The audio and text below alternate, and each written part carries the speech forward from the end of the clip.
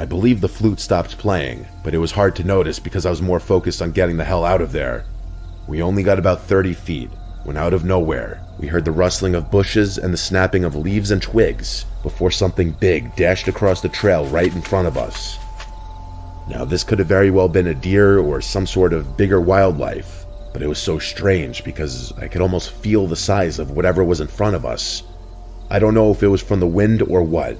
The only thing is, I never saw a silhouette or a shape of anything in front of us. Another strange thing is, I didn't hear it coming and I didn't hear it run away. I only heard the dash right when it was right in front of us.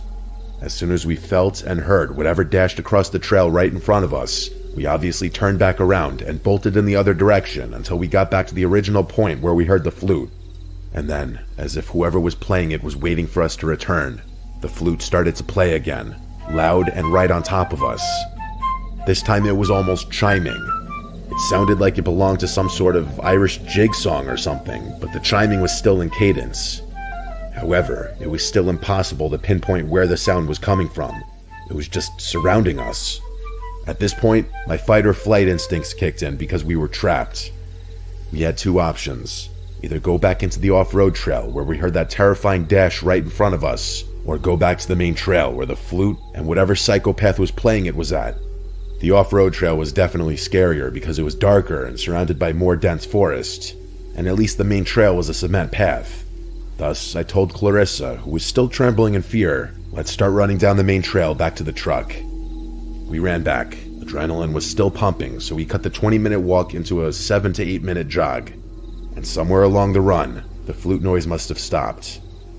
Along the run back, there was a random porta potty, and I was scared to death because what if someone was on the other side or hiding inside of it, because it seemed to be somewhat parallel to where we were at earlier. Thankfully, I didn't see anyone, or signs of anyone ever having been there. In fact, my truck was the only vehicle in the area near the main entrance to the woods. We made it to the truck, and I sped far away from there. The next day, I told all my friends about it, and I looked all over the internet to see if anyone's ever come across anything like this. People claim to run into ghosts, cults, animals making terrifying noises, but a soft and rhythmic flute solo, I couldn't find anything on that. Or maybe I just didn't look hard enough. I tried to figure out all the possibilities. There are some houses that eventually led into a neighborhood on the far edge of the woods, but those houses are at least a couple miles away.